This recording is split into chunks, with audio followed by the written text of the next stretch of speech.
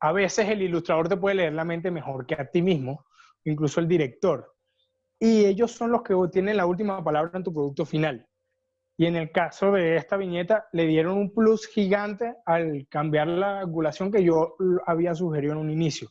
Por eso que yo ponga todo el tiempo, esto es angulación normal o esto es angulación picada, limitas mucho la creatividad de quien se supone que tiene la última palabra de eso para darle un plus arrechísimo a tu historia. Y uno sugiere. Entonces, aquí el ilustrador supo leer muy bien que lo que estaba pasando era un tema de autoridad y lo subrayó aún más con la angulación que escogió para el plano. Y la ilustradora,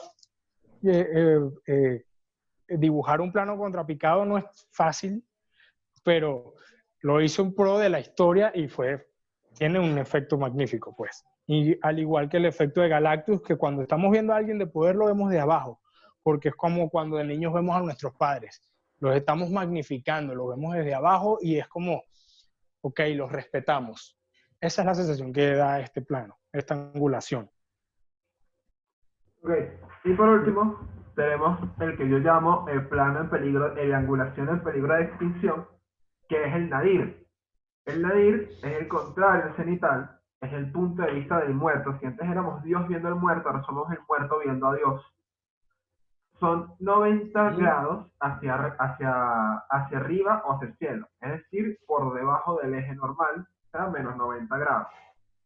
Salvo por el genio de Nolan y los genios que hicieron Star Wars de Clone Wars hasta la sexta temporada, porque la séptima no sirve, usan esta angulación para emular este tipo de cosas y es increíble. Por ejemplo, en esta escena de Batman, vemos cuando, esta es la primera de Caballero de la Noche, cuando él está cayendo por las escaleras, cuando están descubriendo todo esto de Scarecrow, infectan a la niña, esta se me dio el nombre, la novia del pana en esta película, la infecta con el gas del espantapájaros. Es un policía quien está viendo a Batman cayéndole encima en ese momento. Inmediatamente después de eso tenemos a Batman partiendo la madre de todos los policías. Es decir, Dios bajó y mató al muerto. Exacto. Es el punto de vista de la cucaracha viendo el zapato a punto de verla, exacto, de pisarlo. También esto nos sirve para magnificar otros objetos que se encuentran. No necesariamente, juro, tiene que ser Dios bajando a matarme, sino puede ser alguien que está cumpliendo algo, está saltando de un edificio al otro. Por ejemplo, en Spider-Man, la primera de Tobey Maguire, también tenemos una escena donde él está saltando entre los edificios cuando está descubriendo su poder. Sí, ahí hay Nadir. Ajá, esa es la única vez que utiliza Nadir en esas películas, más nunca. Y magnifican el hecho de que él es un humano normal, sino nos pone con el Nadir la distancia que hay entre un edificio a otro y que este tipo, que es un cualquito cualquiera de la escuela que le hace bullying, logra y lo salta, así, ¡pum! Y lo logra. Y bueno, Boris explica el ejemplo que nosotros colocamos ahí. Exacto. Hasta esa fecha, porque lo más cómico, Raúl, es que ya el número 6 que se está ilustrando ya tiene un Nadir. Sospechoso. Sospechoso. No. Bueno. Pero hasta la fecha que hicimos estas, no había Nadir en Santa Sofía, entonces buscamos imágenes. Y esta es una fotografía de un tipo saltando hacia el abismo. Y en este caso, podemos entender que hay un tema de muerte, podemos de repente interpretar que el tipo no está saltando como Spider-Man, sino que está suicidándose, pero en este caso la muerte está magnificada. Es como que él, al suicidarse, está siendo libre, como esas palomas que están rodando volando alrededor de él, y se libera, va a volar. Aunque en realidad lo estamos viendo desde abajo, sabemos que el tipo va a morir porque, a menos que sea un cómic de Superman y es una foto, no va a poder volar, pues. Y también sucede, hablando de Superman, sucede muchísimo con Superman que lo vemos desde abajo. ¿Qué es eso? ¿Es un avión? ¿Es una cometa? No, es Super Perro. Bueno, eso es Superman, lo vemos desde abajo porque además se ve magnificado como un dios tal cual que Ujú. le estamos dando en la sombra en este momento a Raúl. Literal, odio a Y Superman. entonces, en este caso, la descripción que pusimos, la forma de describir este plano fue: Carlitos en lo alto salta del borde del edificio y se encuentra suspendido en el aire, como si estuviese volando, pues. Entonces, palomas y otras aves vuelan de la azotea y se alejan de Carlitos, que parece volar Con ella. con ellas. Entonces, hay todo un tema con las palabras volar, suspendido y en lo alto, en donde estamos magnificando esta situación, que es que el tipo se está lanzando de un edificio, que evidentemente tiene que ver con la muerte. Entonces, antes de hacer de repente un contrapicado que puede tener un efecto parecido, si quiero dejar en claro que el tema es la muerte, hago un nadir. Pa. Spoileramos los Nadir. Sí. Ajá. Prosigamos. Y bueno, ya Ok. como vimos las angulaciones, ustedes también ya conocerán los valores de los planos. Y bueno, los planos, para aquellos que no conozcan, determinan la cercanía que existe entre los elementos que estamos viendo y el espectador. Así que, dependiendo de qué tan grande o pequeño luzca, estaremos más o menos cerca dentro del encuadre. La proxemia, ¿verdad? Indica que para acercarnos al personaje o al elemento de atención, tenemos que ir desde lo más lejos hasta lo más pequeño, por una cuestión de respeto hacia el personaje. Ustedes van a ver, y parece algo incómodo porque legalmente todavía no le tenemos confianza al personaje, que casi todas las películas comienzan con un gran plano general, o sea, aquel plano donde se ve a la ciudad de Nueva York completa, desde la Estatua de la Libertad hasta el Empire State, o el plano general del Central Park, y poco a poco vamos viendo planos más cerrados y más pequeños, hasta que vemos el personaje como tal. Primero nos lo muestran en un completo, o en tal caso en un plano medio, y después ahí sí nos podemos acercar a tal punto que podemos estar entre los ojos del personaje. A su vez, ¿verdad? Esto es lo que vemos dentro del encuadre. Y tiene que tener en cuenta que dentro de los cómics, ¿verdad? No es como el cine, que tienes un cuadro y de ese cuadro no va a salir nada, absolutamente nada, de lo que estamos viendo en la imagen. Incluso si es una película en 3D, no está saliendo del cuadro. Está contemplado dentro del cuadro de la pantalla, dentro del cuadro de donde se grabó. Sin embargo, el cómic tiene estas ciertas libertades de que el encuadre, termina donde termina la acción. Por ejemplo, si ven el ejemplo que pusimos al lado, están todas esas nubes de diálogos y de onomatopeyas entre varias viñetas. El puño también está saliendo de la viñeta, el puente también, para que entiendan que el encuadre no solamente es como en la ciudad, que la ciudad se quedó ahí en el cuadro y ya, sino como el puño, que el cuadro de tu viñeta va a durar hasta, o sea, termina e inicia donde está la acción. Porque también hay cómics Exacto. que se dibujan, que las viñetas, o sea, la separación entre las viñetas, las líneas blancas o las líneas negras, por así decirlo, a veces, en algunos casos, no son las líneas, sino que son elementos de la viñeta que delimitan el espacio de esta. Disculpa, Mules, que ibas a decir algo sobre.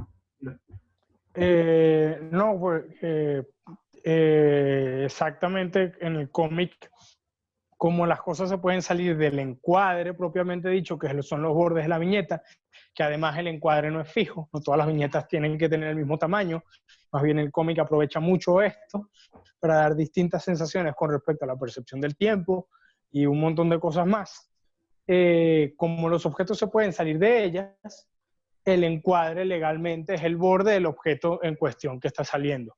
Y con respecto a la proxemia, la metáfora es como cuando estamos conociendo a alguien. Primero lo saludamos de lejos, luego le vamos agarrando confianza y le estrechamos la manito, y solamente si es que sí, el amor de nuestra vida y broma, o aquella persona de confianza con la que nos acostamos en la cama, es que podemos estar a un nivel de poder ver nada más, tan cercano que yo solo le veo el ojo y la nariz a esta persona, ¿entienden? O sea, tengo que tener mucha confianza.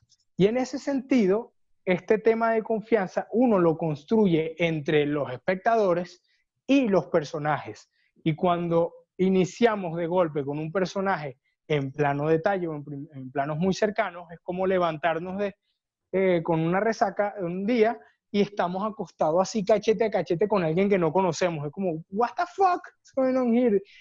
Esto es incómodo. Esa misma sensación que tiene en la vida real el tema de la proxemia, en el cómic y en el cine, se reflejan con la cercanía que se tiene con los personajes y los objetos de atención en ese momento. Sobre todo con respecto a los personajes porque representan otras personas. Pero se requiere confianza para acercarse como tal. Y en este sentido tú puedes usar esa confianza o falta de confianza a tu favor para comunicar incomodidad o no. Entonces, pues, vamos a avanzar con los ejemplos para que lo vean de forma más clara. Sí. El primer plano de todos es el más errado, el más pequeño que existe, es el plano detalle, que es aquel que enfoca objetos o acciones muy pequeñas. O sea, acaso un levantamiento de ceja o un juego entre pulgares, ¿verdad? Este se utiliza para centrar la atención en el objeto o elemento importante de acción, ya que este puede ser que sea importante para la escena que va a transcurrir en este momento, que nos dé pistas de algo que ocurrió, o que sea un objeto importante que se va a estar desarrollando a lo largo de la trama, que por ejemplo sería el ejemplo de la chapa en Watchmen, que el ejemplo de la chapa en Watchmen termina siendo un elemento icónico no solo durante la película, porque es lo que mueve la película, ya que le da la motivación a los personajes de reactivarse en su mundo de héroes, sobre todo a Rockstar, sino que esa chapa del comediante se transformó en el propio símbolo de Watchmen. Y bueno, en el caso de Santa Sofía, allá arriba tenemos la secuencia de varias imágenes, una detrás de otra, ¿verdad? Que esos planos detalles en sí componen una acción, un elemento que está ocurriendo en esa situación, que en ese sentido sería cuando el detective llega, ¿verdad? Y descubre toda la escena del crimen. Y esos son los elementos que componen la escena del crimen, más allá también de la habitación en per se. Y lánzate con la descripción, Mauricio. Bueno, precisamente en el tema de la descripción de un plano de detalle, tanto en guión de cómic como en el guión audiovisual, lo que tienes que hacer es ir directo al objeto en cuestión. En el caso del cómic, aquí yo agarré un grupo de viñetas pequeñas, los agrupé y luego describí, separados con punto y coma, en orden de lectura que se iba a ver en esas viñetas. Y me quedaba en los objetos como tal, no describía algo más. Decía la cerradura de la puerta de la habitación. No dije si estaba a la derecha, si estaba a la izquierda, porque en un plano de detalle yo no lo puedo saber, no sé en qué pared de esa habitación está, sé que es la cerradura y es lo que me interesaba ver. Igualmente con los vidrios rotos de la ventana en el suelo, el arma del sicario en el suelo, el televisor, ajá, pero todo esto está en el suelo, pero en un lugar X. La ilustradora puso una referencia visual que es la luz de la ventana, para tener todo ubicado mejor espacialmente, pero no está en la descripción, porque lo que me interesa es ver que eso está en el suelo y ya. Y el televisor con ruido. Y bueno, la onomatopeya entre asteriscos con... Entonces, fino. Y se trata de estos. Por ejemplo, si tú abres una escena, la descripción de tu escena, y quieres que en el producto final no sea el plano general de la habitación, sino que sea primero un plano de detalle de algún objeto, tú dices en el guión audiovisual, interior, noche, cuarto de Carlitos, flashback.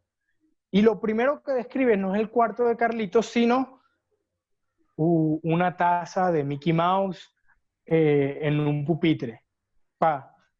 Luego, punto. Si quieres que sea otro plano de detalle,